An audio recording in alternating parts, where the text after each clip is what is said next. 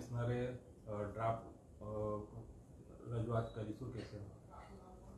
જો કે હજુ મેં બજેટ વાંચ્યું નથી, આંકડા જોયા નથી, તો એ બજેટની આટલા વર્ષોના અનુભવથી હું કહું છું કે 10 વર્ષની 20 વર્ષના આંકડા તમે જોશો બજેટના, તો આંકડાની માયાજાલ સિવાય કશું દેખાતું નથી.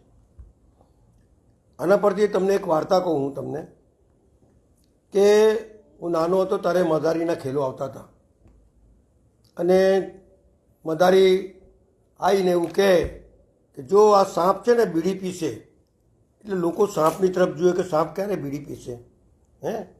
અને પછી ડમરું બજાવે, અસરે પાણી તસરે પાણી, ચક ચવલકી પાવડી, કવગજ મોતન કા હાથ, પદ્મા કરે વિચાર, હાથ છું એવું કરે અને તાવીજ વેચીને જતો રહે.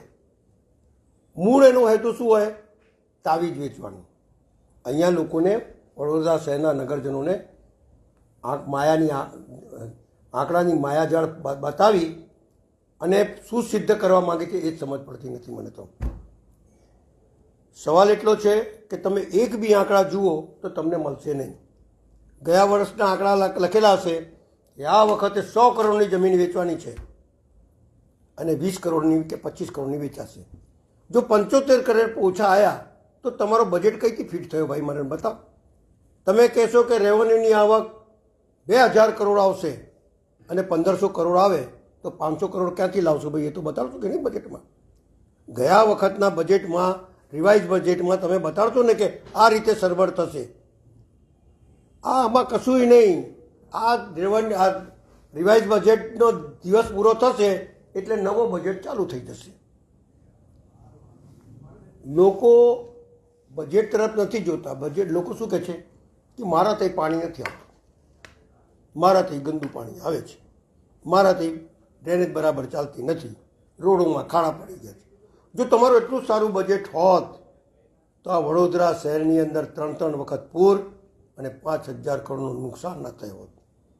તમારી સરકાર ઝોન ફેન કરીને માલે તુજારોને જમીનો આપી દે અને ત્યાં બિલ્ડિંગો બની જાય. વર્ષો સુધી તમારી રૂપારેલ કાંસ, ભૂકી કાંસ, મસીહા કાંસ સાફ ના થાય. 450 કિલોમીટરની વરસાદી ગટરની અંદર જો ડ્રેનેજને પાણી વહેતું હોય તો આ બજેટને શું કરવાનું ભાઈ?